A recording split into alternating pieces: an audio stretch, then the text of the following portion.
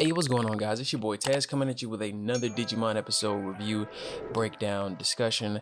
And like as always, before we get into this, if you haven't already subscribed to the channel, please subscribe. I'm gonna give you 2 seconds. Uno, dos.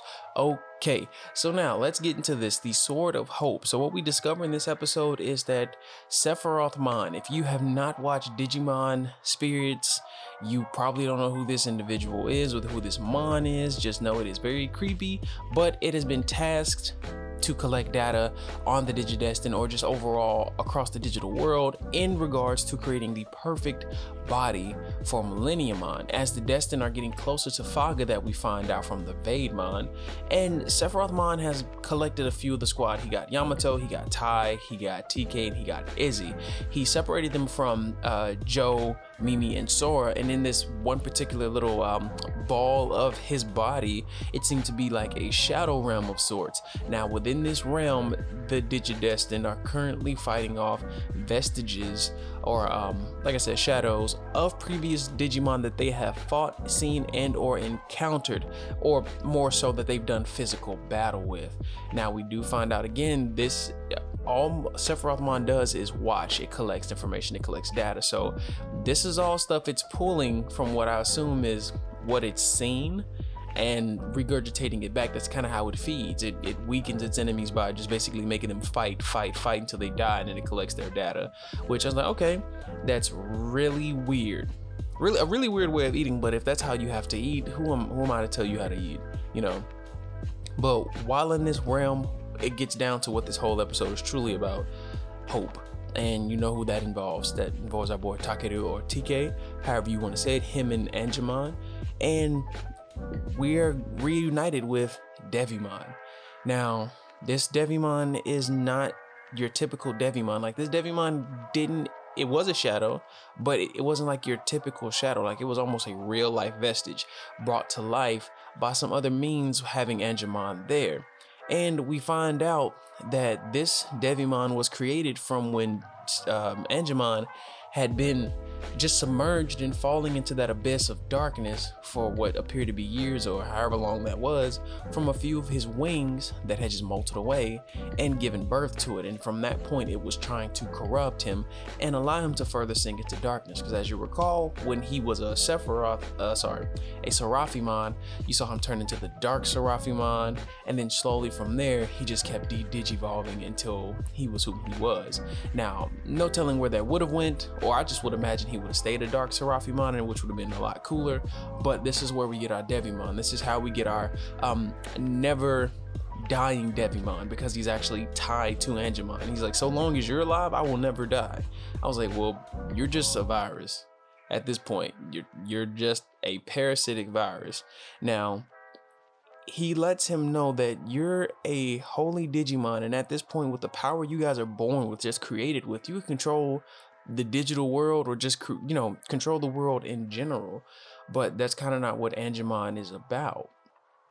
He wanted to, not be that way, but that's why the Devimon sought power. Being a part of something that comes from power, he wanted more power. Now, I also question a lot of the things that he was saying, like the Digidestined are cursed to the holy Digimon, or he's weakened by the fact that he's tied down by said curse of needing the chosen ones. I was like, now, could this be some of what lied within his heart prior to him being who he is now? Because we know Angemon, or Patamon, no longer has his memories from the days of old, like Tailmon.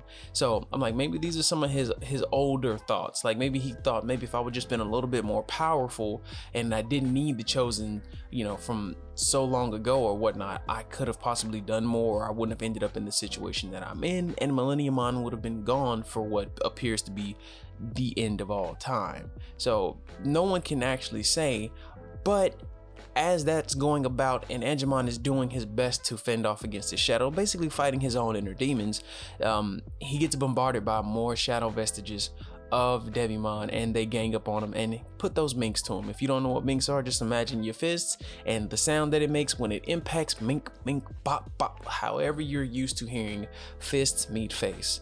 That's basically what minks are. Now, in this whole scenario, as he's getting minked up, he gets corrupted again. Now, his form he was taking seemed very reminiscent to that of a Neo Devimon. And I was like, man, I can't see this happening. I don't want to see it happen. And Devimon was still just questioning TK, like, why are you not afraid? Why are you not fearful? He was like, I have faith. I have hope. He has a resound belief in his partner. And with that allowed, Angemon to stop, because he was inching closer to do in TK. It allowed him to regain his freedom, break the control, and reabsorb the Devimon, who essentially is a part of him, and then achieve his super evolution, turning into Holyangemon or Angemon, whichever you prefer.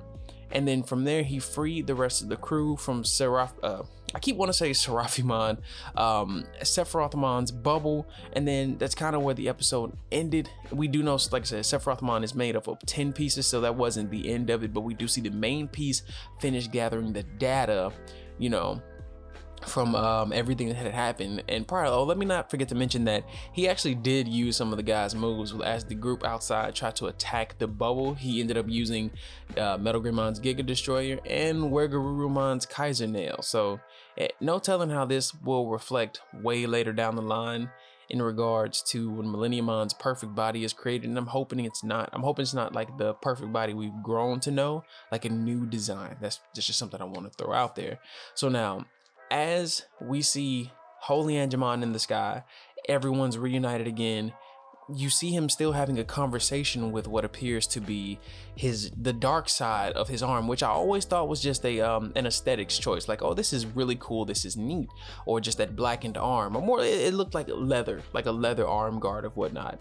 But it appears in this case that is what is represented as that is what is the representation of the Devimon, or the darkness that still lies within the good, because you cannot have one without the other. They exist in harmony, that inner battle of good and evil as always. And he again tells him, I am indestructible just as hope, so let's see how those words reign true from you. And Angemon tells him that answer lies much further ahead than him and TK can foresee right now, but this won't be the last. I truly believe this will not be the last we see of the dark side to Angemon. And the shadow just kind of laughs off, and TK's just left in awe. I'm like, yeah, TK, there will not come a day you're not gonna see this dude again. You're going to see the shadow of Angemon again someday, and who knows how that's gonna play out. Like, I'm truly believing we're gonna see the corrupted Seraphimon at some point. Like, there will be a corrupted Seraphimon.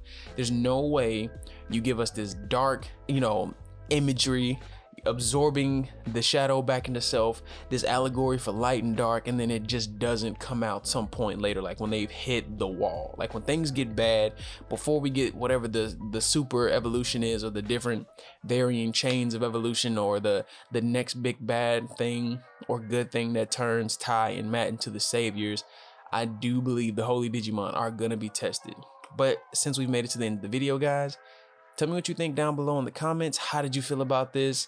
Was it a great episode? Do you think that the evolution sequence was right on time? Do you feel that the contrasting and comparisons, or just the revelations of this Devimon were all that important? And if so, I'd love to hear what you think about it. So again, like the video, subscribe, share it, and I'll catch y'all for the next one. Y'all be good, be blessed, peace.